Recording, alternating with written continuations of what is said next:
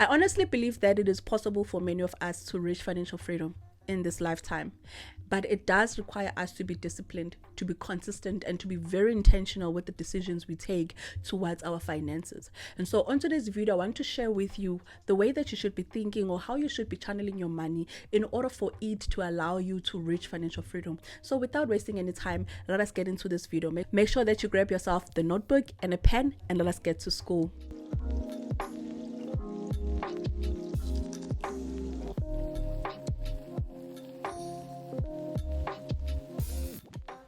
Hi fam and everyone who is new here. My name is Jen. If you enjoy my content and you find value here, make sure that you join us. Would love to have you. Remember, we started a series looking at financial freedom. Now, the last step that normally follows here is financial independence. But we're not going to get there because this just is going to be a very short video for us to get there. However, I've created a money ladder cheat sheet which shows you the steps that you need to follow in order for you to reach financial independence. The actions that you need to take that will allow you to progress to the next step and to the next step and to the next step. So make sure that you access that. It is very much free. It is available on the link below, which is in my description box. Make sure that you access it. Before we get into the nitty-gritties of this video, I do want to make this clear. First of all, my videos do not constitute as financial advice. It is just me sharing my own insights and my own knowledge on some of these things, as well as my experiences as I'm working towards financial freedom. And so I've decided to document my journey here. As I'm going in this journey, I'm learning so many things regarding finances, things that I should be doing, things that I should not be doing. And that is the perspective that I'm sharing my content here with, to say I am sharing my journey. Secondly, this video assumes that for you to be working towards financial freedom, you've already reached financial peace. That is the assumption, because if you have not, then it's not going to be possible for you to reach financial freedom. Which brings me to the first point of this video of why is it important that you achieve financial peace before you can work towards financial freedom. I'm going to break it down for you. Financial peace is knowing that your monthly needs are taken care of, knowing that tomorrow you may need bread and you will be able to buy bread, knowing that if your electricity were to finish, you will be able to afford to buy electricity, to fill up your car, that if anything were to happen that is random and unexpected, you would be able to deal with it without having to run towards debt. Where debt no longer becomes the center of your financial decision making, which assumes that you've already paid off expensive debt and you no longer have things like credit cards, store accounts, buy now, pay later. You no longer have those things as part of your finances. Financial peace looks at short term. Basically, when you get paid up until your next payday, how are you feeling? How are you maneuvering life during that time? Are you a person that is constantly having anxiety and stress regarding your finances? If you are there, you haven't reached financial peace. But if you no longer have to do all of those things, you can just be content knowing that everything will be taken care of leading up to your next payday, then you have reached financial peace. Then you can now go to the next step, which is financial freedom. Financial freedom looks at long term. Now we are asking ourselves, where can we be putting our money so that it can work for us? Where can we channel our money so that it can grow and multiply? And in most cases, this is where we're thinking of long term, because investing, guys, is not short term.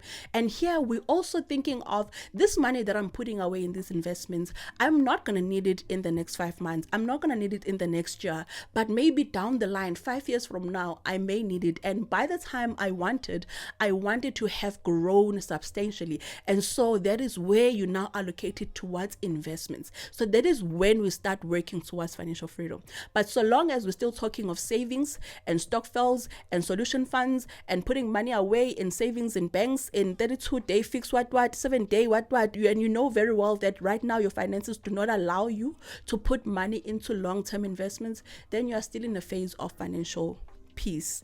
And there's nothing wrong with that. As I said, it's different phases of our finances. It's like a ladder that we go up to. Let's get into what are the things that you need to think about in order for you to reach financial freedom, where you should be channeling your money. This is what I want you to think about. First thing is, I want you to start building up your emergency fund. And so what I do, I invest my emergency fund, but I do not invest my emergency fund on risky assets. I don't put my emergency fund on crypto. I don't put my emergency fund on equities like individual shares. I don't do that, but instead I put a large portion of my emergency fund on money markets.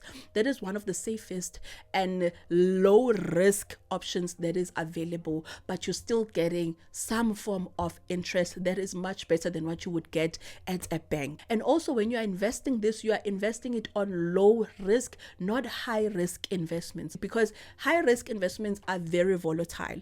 And also here we're putting money that we may not know when we are going to need it, but when we need it, we need to be able to access it. And also the reason why I confidently invest my emergency fund is because I have a solution fund that is easily accessible, saved in a bank account that I can access anytime I need it. Now, when it comes to my emergency fund, I hardly tap into it, and so that is why I say consider investing your emergency fund, but on low risk investment, not high risk investments. The second thing that I want you to do is max out your tax-free investment or tax-free account. Everyone in this country, you have access to a tax-free account or tax-free savings. It just depends on which platform are you going to use to access it. I really want to encourage you to make use of this. Like, normally people do not tap into this. People don't tap into this at all, and I feel like you are just you are missing out on a good opportunity here, because what this is saying is you are able to invest your money for long term, and when it gains money, because if you're investing money for long term this much, and also it's 36,000 per year, which means it's 500,000 per lifetime, by the time you want this money, maybe let's say 10 years from now or 15 years from now, it would have grown so much. But you can have all of this money is all yours, and it will not be taxed because it is within the tax-free account. Like, you haven't went over it. And so really make sure that you max out this. How can you best do this, Net? So what I normally do is, when I get my bonus, I take all of my bonus and I put it on a tax-free. That way I know I don't have to worry about saving for it every month. So when I bonus, I take all of that, I put it on my easy equities, and I make sure that I buy assets that are just good, like the Cetrix, the S&P 500. I put it in there, I put it on other assets as well that pay out dividends. That is my strategy, though. That is where I'm putting mine. I'm not saying go put yours there. I'm just saying that is what I do. You can also research on other platforms that you can use where you can tap into tax-free account, but in an investment way, you guys, not just savings, in an investment, so that you can get the most out of your money. Another thing that you can do is just split it up and say 3,000 per month. Also, if you get money back, maybe from through your tax returns, or if you get money like my increase from work, whatever money that is unexpected that you get, take that money and allocate it towards your tax-free investments. You will thank yourself later, and it's always better to use random money that you are not expecting to then allocate towards such a thing, and then you know that on a month-to-month basis, maybe the amount that you need to put in is quite less. And then another one that I really think that you should not miss out on is your child's investment, you guys. It is very important that you invest for your child, especially if you're a mother or a father. Invest for your children. And here as well, I really would encourage you to use the tax-free account for your child, because you're investing for your child, not yourself, even though this count towards your net worth, but it is for your child. And so if you can invest for your child and just put as much money as possible, like each and every month, by the time they go to school or by the time they start working, they might be sitting with millions. They might be sitting with millions, and millions that will not be taxed by our government. Like right now for my daughter, I just invest on Frank. Each and every month I put away 1,000 grand. I put 1,100. Next year it's going to go up to 1,200, because every time I start a new year, I increase it by 10%. But there's also an account on Easy Equities where you can be able to invest for your child. That's also another way of making sure that you're achieving financial freedom, because also here you're investing for long term on behalf of your child, but you can also benefit from this money down the line. But and also, when your child does well in life, you also do well as a parent. you also do well. So set your child up for success, man, and so invest for your child. So once you've done these things, you've invested for your emergency fund, you have it fully funded. Every year you're making sure that you're maxing out your tax free. Every month you make sure that you're investing for your daughter. Then you can start looking at other asset generating investments, like maybe investing on equities, individual shares now, where you can now start thinking, what other companies do you love, or other companies that you use and that you like, that you can invest your money in, because these are more on a riskier side. Then you can start putting your money in those, depending on the availability of resources. If you can stretch your resources to do that, do that. What I do right now is that if I make money from like maybe brand deals, what I'll do is I'll take some of that money and I'll put it towards buying these equities, because I've already maxed out my tax free for the year. I've already like reached my goal for my emergency fund, and I'm good with everything else. I'm investing for my daughter each and every month. So now when I get that additional cash from other things that I do on the side, I take that and I put it and I buy shares. And right now I'm focusing on dividend paying assets. So that is where I will then put in my additional money. Now I want you to consider some of these things. These will allow you to be able to do the above things, the things that I've mentioned that you need to be putting your money on, even better. First one is avoid lifestyle inflation. The biggest mistake that we make is that when we get promotions or salary increase, we think about how we can spend it instead of where can we allocate it in our investments and savings so that we can achieve our goals quicker. But instead we think of the next car, we think of the bigger car, we think of a bigger house. We don't normally think of, I should be topping up on that investment, or since I got an increase, let me give a 2% increase in this investment. Let me do that. We don't normally do that. And so I really want to encourage you that for you to be able to reach financial freedom, when you get a salary increase through Notch, or maybe you change jobs, whatever way that you got a salary increase, make sure that you first look at your investment and ask yourself, where can I channel this money first? And then if there's still anything left, you can then spend. Like right now, this year, I got a promotion, and all of that money that I got is going towards my investments. That is why I'm able to save over 10K per month. The point I'm trying to make here is that I'm able to do that because I did not inflate my lifestyle just because I got a promotion. Instead, everything else is still the same. Another one is get another stream of income. I'm not going to sit here and lie and say you will reach financial freedom quicker with just one income, because even for me, the reason why I'm also I'm able to save more than 10K is not only because of my job, but because of the money that I make here on YouTube, because of the random money that I get from brand deals there and there that I get, and then I take that money, I invest it. I want to encourage you to get another stream of income. This will allow you to reach your goals even quicker, to be able to reach financial freedom even quicker. Like when I look at the way that I've been able to reach my goal of my emergency fund, I'm amazed. And when I look at it, it's because of the monies that I've been getting from just my side gigs. How do you come up also with a different stream of income? Solve your problems. Solve a problem in your life that is like pestering you, and sell the solution. That is the best way. And how do you sell a solution? Even for me, I may not be selling everything, but for the fact that I come here and I talk about my finances, I solved my financial issues, and now I'm selling you a solution.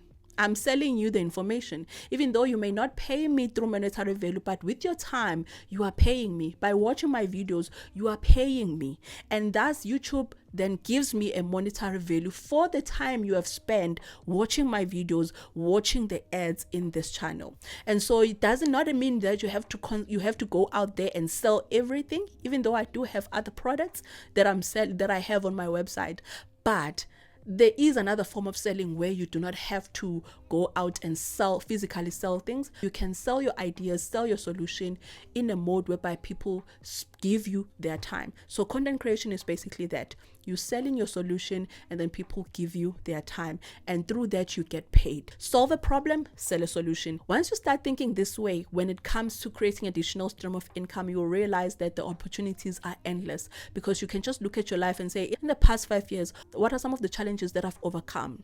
Okay, how did I overcome that? What did I do that is different? Okay, note those things down. is there someone who could benefit from this? If there's someone who could benefit from that, find a mode of how can you assist that someone. And then the last thing is avoid getting into new debt. A mistake that most people do is that as they are growing financially, as they're doing all these things, they start feeling like, oh yeah, I've got the money now, I'm good. And then they get into debt. If you want financial freedom and you're trying to work towards financial freedom, avoid getting into new debt. Like avoid getting a new car, avoid buying a new house. Just avoid those things as much as possible until you have reached a level of financial freedom. So let's say maybe you had put that I want to be a millionaire. So maybe you have invested towards and you are maybe half a millionaire now. Then maybe you can consider buying yourself a house or buying yourself a car, getting into another form of debt of that sense. Maybe you are investing, you want a property so that you can invest in that and then have it as a rental, which is going to generate you income.